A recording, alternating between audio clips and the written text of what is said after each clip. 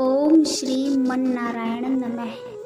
नारायणं नमस्कृत्य नरं चैव नरोत्तमं देवी सरस्वती व्याप्तं ततो जयमुदीरयेत्। श्री विष्णु पुराण प्रथम अंश 19वां अध्याय।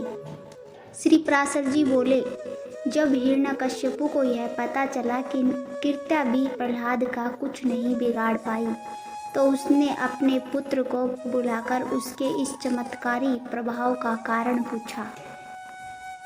हिरण्यकश्यपु ने कहा, अरे प्रहलाद, तू बड़ा अद्भुत और प्रभावशाली है। बता, तेरी यह शक्ति किसी मंत्र विद्या का परिणाम है या तेरा स्वाभाविक गुण? श्री पराशर जी बोले, अपने पिता के इस प्रश्न पर प्रहलाद ने उनके चरणों में प्रणाम किया और विनम्रता पूर्वक उत्तर दिया।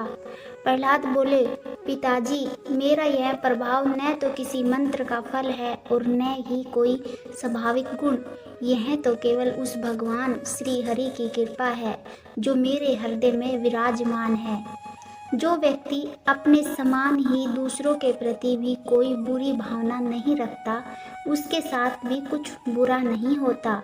यदि कोई अपने विचार, वचन या कर्म से दूसरों को कष्ट पहुंचाता है, तो उसे अपने ही दुष्कर्मों का दंड भोगना पड़ता है। मैं तो हर जीव में श्री हरि को देखता हूँ, इसलिए न किसी का अहित चाहता हूँ, न करता हूँ और न ही किसी के प्रति दुर्भावना रखता हूँ। जो व्यक्ति भगवान को सर्वत्र देखता है, उसे फिर किस प्रकार का शारीरिक, मानसिक या भौतिक कष्ट कैसे हो सकता है? इसलिए ज्ञानी लोगों को भी सभी प्राणियों में भगवान श्री हरि के प्रति अटूट प्रेम और भक्ति रखनी चाहिए। श्री पराशर जी बोले, प्रहलाद के इस उत्तर को सुनकर हिरण्यकश्यपु को अत्यंत क्रोध आ गया। वह अपने महल की ऊंची अट्टालिका पर बैठा था। क्रोध से अंधा होकर उसने अपने दैत्य सैनिकों को आदेश दिया, यह लड़का बहुत दुष्ट है, इसे इस 100 योजन लगभग 800 मील ऊंचे महल से नीचे फेंक दो। जब यह पर्वत की कठोर चट्टानों से टकराएगा तो इसके अंग अंग चकनाचूर हो जाएंगे। हिरण्यकश्यपु के आदेश पर दैत्य सैनिकों ने प्रहलाद को उठाकर महल से नीचे फेंक दिया, लेकिन प्रहलाद भगवान श्री हरि का स्मरण करते हुए नीचे गिर रहे थे। श्री पराशर जी बोले, प्रहलाद के गिरने से पहले ही जगत की धात्री पालक माता पृथ्वी ने आगे बढ़कर उन्हें अपनी गोद में संभाल लिया, इसलिए वे बिना किसी चोट के सुरक्षित रह गए। जब हिरण्यकश्यपु ने देखा कि प्रहलाद बिल्कुल सही सलामत है, तो उसने मायावी सम्भ्रासुर को बुलाया। हिरण्यकश्यपु ने कहा, यह लड़का कोई गुप्त माया जानता है, जिससे इसे कोई मार नहीं पा रहा।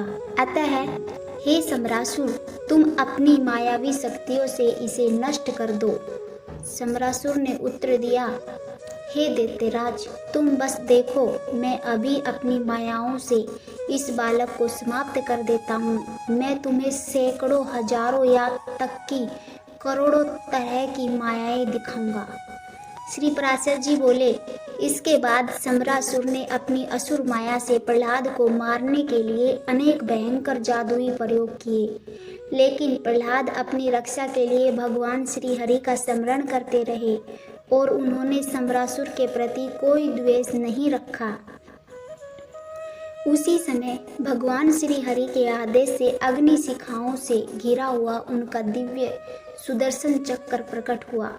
उसने तुरंत वहां पहुंचकर प्रहलाद की रक्षा की और सम्भ्रासुर की हजारों मायाओं को एक एक करके नष्ट कर दिया। इस प्रकार भगवान ने अपने भक्त प्रहलाद की रक्षा की और असुरों की मायाएं व्यर्थ हो गई। श्री पराशर जी बोले, हिरण्यकश्यपु ने जब देखा कि प्रहलाद पर अब तक किए गए सभी प्रयास असफल हो रहे हैं, तो उसने वायु देवता को आदेश दिया। हिरण्यकश्यपु ने कहा, हे वायु, तुम मेरी आज्ञा से शीघ्र इस दुष्ट बालक को सुखाकर नष्ट कर दो। उसके आदेश से तीव्र शीतल और कठोर वायु प्रहलाद के शरीर में प्रविष्ट हो गई और उसे सुखाने लगा। लेकिन भक्त प्रहलाद ने अपने हृदय में भगवान श्री हरि को धारण कर लिया। श्री पराशर जी बोले, भगवान श्री जनार्दन जो प्रहलाद के हृदय में स्थित थे, इस भीषण वायु के प्रहार से क्रोधित हो गए। उन्होंने उस वायु को पी लिया, जिससे वह क्षीण हो गया और उसका प्रभाव समाप्त हो गया। इस प्रकार जब वायु और सभी मायाएं निष्फल हो गई तो प्रहलाद अपने गुरु के आश्रम में लौट आए। कुछ समय बाद गुरुजी ने प्रहलाद को शुक्राचार्य जी द्वारा रचित राजनीति शास्त्र की शिक्षा देनी प्रारंभ की।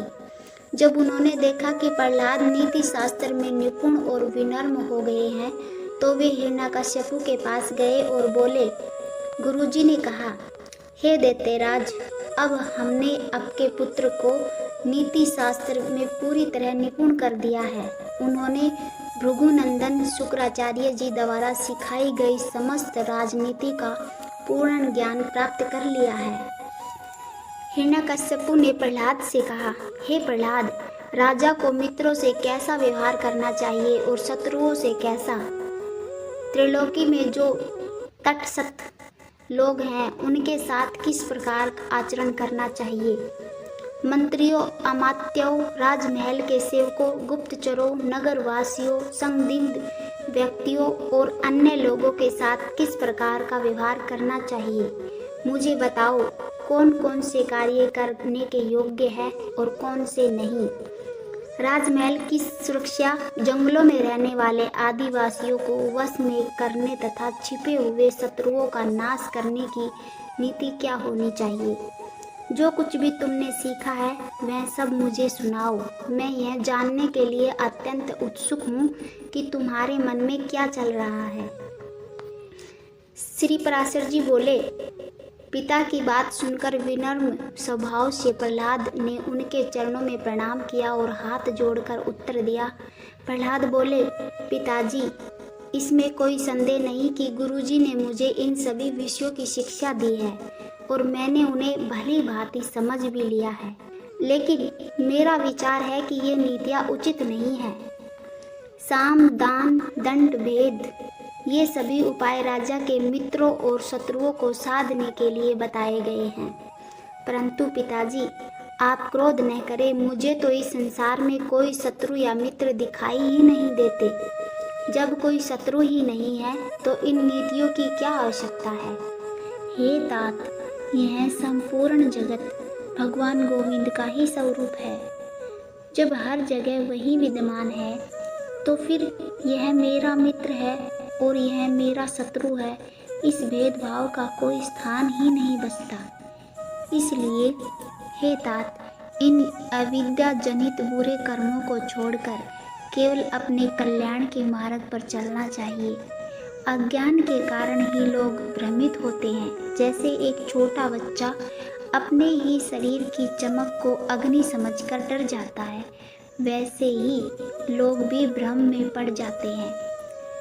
वास्तव में वही कर्म श्रेष्ठ है जो बंधन का कारण न बने, और वही विद्या उत्तम है जो मुक्ति का मार्ग दिखाए। इसके अतिरिक्त अन्य सभी कर्म केवल परिश्रम मात्र है और अन्य विद्याएं केवल कला कौशल तक सीमित है। प्रहलाद बोले, हे पिताश्री, मैं आपको प्रणाम कर अब आपको वास्तविक सत्य की शिक्षा देता हूँ। कृपया ध्यान पूर्वक सुनिए। राज्य प्राप्ति की इच्छा किसे नहीं होती, धन का लोभ कौन नहीं करता, लेकिन ये दोनों उन्हीं को प्राप्त होते हैं जिनके भाग्य में यह लिखा होता है। हे पिताजी, हर कोई महान वैभव पाने के लिए प्रयास करता है, परंतु सफलता केवल परिश्रम से नहीं बल्कि भाग्य से मिलती है। आप देख सकते हैं कि जो मूर्ख, निर्बल और नीति ज्ञान से रहित हैं, वे भी अपने भाग्य के कारण अनेक प्रकार के भोग और राज्य सुख प्राप्त कर लेते हैं। इसलिए जो महान ऐश्वर्य की इच्छा रखते हैं, उन्हें केवल पुण्य संचय का प्रयास करना चाहिए, और जो मोक्ष चाहते हैं, उन्हें समभाव की प्राप्ति का यत्न करना चाहिए। देवता, मनुष्य, पशु, पक्षी, वृक्ष और रेंगने वाले जीव, ये सभी भगवान विष्णु के ही रूप हैं, भले ही वे अलग अलग प्रतीत होते हों। जो व्यक्ति इस सत्य को जान लेता है वह पूरे जगत को अपने समान देखता है, क्योंकि यह संपूर्ण सृष्टि विश्व रूपधारी भगवान विष्णु का ही विस्तार है। जब कोई इस सत्य को समझ लेता है तो अनादि परमेश्वर भगवान अच्युत प्रसन्न होते हैं और उनके प्रसन्न होने से सभी दुखों का अंत हो जाता है। श्री पराशर जी बोले, जब हिरण्यकश्यपु ने अपने पुत्र प्रहलाद के मुख से ये बातें सुनी तो वह क्रोध में भरकर अपने सिंहासन से उठा और उसने प्रहलाद के वक्षस्थल पर लात मार दी। क्रोध और जलन से भरा हुआ वह ऐसा प्रतीत हो रहा था मानो पूरे संसार को नष्ट कर देगा। वह क्रोध में हाथ मलता हुआ चिल्लाया। हिरण्यकश्यपु बोला, हे दैत्यो, इसे तुरंत पकड़ो और नागपाश से बांधकर महासागर में फेंक दो। एक क्षण की भी देर मत करो। यदि इसे जीवित छोड़ा गया तो यह मूर्ख दुष्ट सारे लोकों में विष्णु भक्ति फैला देगा। दैत्य और दानव भी इसके विचारों को अपनाने लगेंगे। मैंने इसे कई बार रोका, परंतु यह हठी बालक अपने शत्रु विष्णु की ही स्तुति किए जा रहा है। दुष्टों को जीवित रखना व्यर्थ है, इनका नाश ही उचित होता है। श्री पराशर जी बोले, हिरण्यकश्यपु की आज्ञा सुनकर दैत्यों ने तुरंत प्रहलाद को पकड़ लिया और नागपाश से बांधकर महासागर में डाल दिया। जैसे ही प्रहलाद समुद्र में गिराए गए, सागर में हलचल मच गई। भीषण लहरें चारों ओर उठने लगी और समुद्र उफान पर आ गया।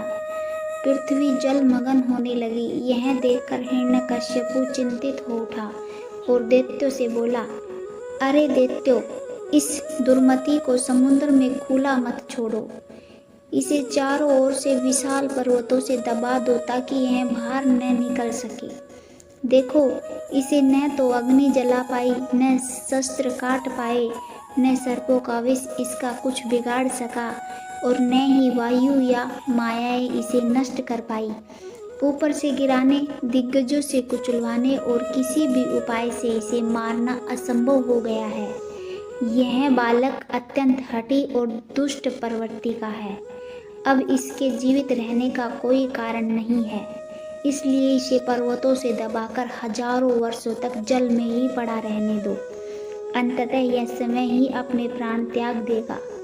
हिरण्यकश्यपु की आज्ञा का पालन करते हुए दैत्यों और दानवों ने प्रहलाद को महासागर में डाल दिया। फिर उन्होंने भारी भारी पर्वतों को समुद्र में डालकर उन्हें चारों ओर से ढक दिया ताकि वे बाहर न निकल सके। इतनी विकट स्थिति में भी प्रहलाद विचलित नहीं हुए। उन्होंने अपने मन को शांत किया और एकाग्रचित्त से भगवान विष्णु की स्तुति करने लगे। हे कमल नयन भगवान, आपको मेरा प्रणाम। हे पुरुषोत्तम, आपको नमस्कार है। हे संपूर्ण लोकों की आत्मा, आपको मेरा कोटि कोटि प्रणाम। हे तीव्र चक्रधारी प्रभु, मैं आपको बारंबार नमन करता हूँ।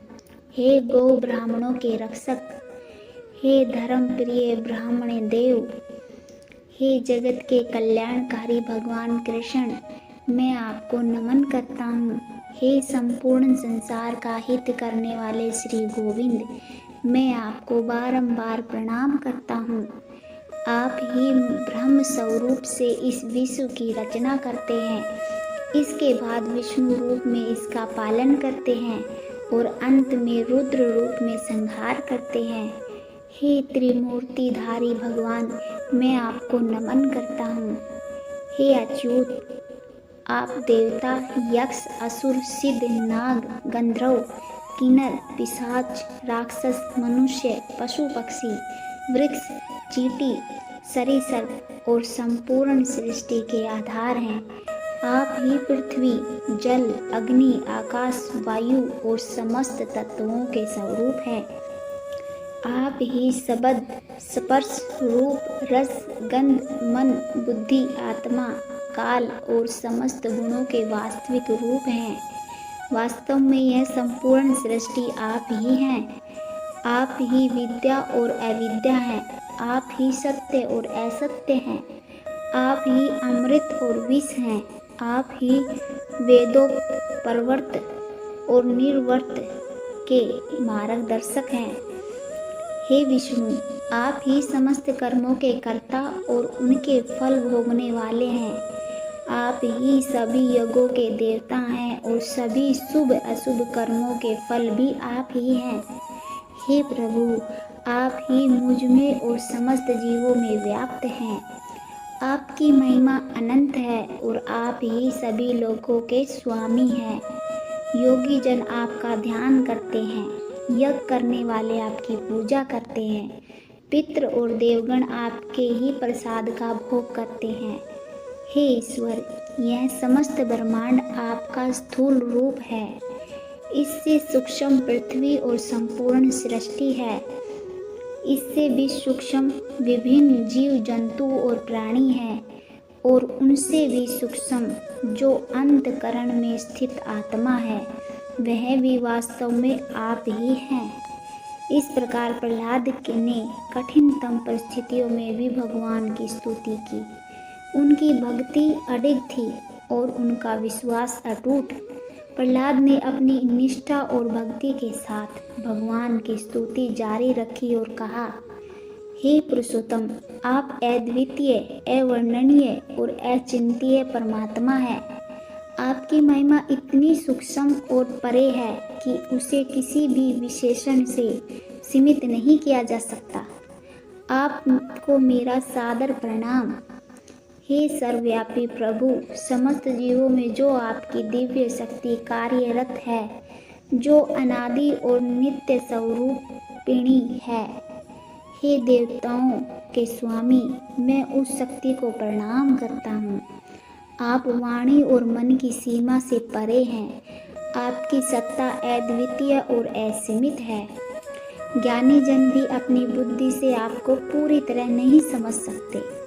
हे परम स्वतंत्र शक्ति के स्वामी, मैं आपको नमन करता हूँ। ओम नमो वासुदेवाय। आप ही समस्त सृष्टि के मूल कारण हैं। आपसे अतिरिक्त कोई अन्य सत्य नहीं। आप स्वयं भी किसी से बंधे नहीं। आप सर्वथा स्वतंत्र और निरपेक्ष हैं। आपको बारंबार नमन। आपका कोई निश्चित नाम नहीं, आपका कोई निश्चित रूप नहीं, फिर भी आप अपनी दिव्य सत्ता से सब जगह उपलब्ध हैं। हे महान आत्मा स्वरूप, मैं आपको नमन करता हूँ, नमन करता हूँ, नमन करता हूँ। आपका वास्तविक स्वरूप कौन जान सकता है? यहाँ तक कि देवता भी आपके अवतार स्वरूप की ही पूजा करते हैं, परंतु आपकी संपूर्ण महिमा को नहीं समझ पाते। हे अनंत अज्ञेय प्रभु, मैं आपको प्रणाम करता हूँ। आप सबके अंतःकरण में स्थित हैं और सभी प्राणियों के शुभ अशुभ कर्मों के साक्षी हैं। हे विश्व रूपधारी ईश्वर, मैं आपको बारंबार प्रणाम करता हूँ। हे विष्णु, यह संपूर्ण जगत आपसे ही उत्पन्न हुआ है और आपसे अभिन्न है। आप ही समस्त सृष्टि के मूल कारण और योगियों के ध्यान का विषय हैं। आप अविनाशी हरि हैं। कृपया मुझ पर प्रसन्न हो। हे प्रभु, इस समस्त विश्व की उत्पत्ति आपसे हुई है। यह सब कुछ आप में ही स्थित है और आप ही इसका आधार हैं। हे अविनाशी और सर्वव्यापक हरि, मुझ पर अपनी कृपा करें। ओम नमो नारायण। सब कुछ आप में ही स्थित है, सब आपसे ही उत्पन्न हुआ है। आप ही सबके कारण और आधार हैं। हे भगवान विष्णु, आपको बारंबार प्रणाम। भगवान अनंत और सर्वव्यापक है, इसलिए वे ही मेरे रूप में स्थित हैं। इसलिए यह संपूर्ण जगत भी मुझसे ही प्रकट हुआ है। मैं ही यह सब कुछ हूँ और मुझ सनातन में ही यह सब स्थित है।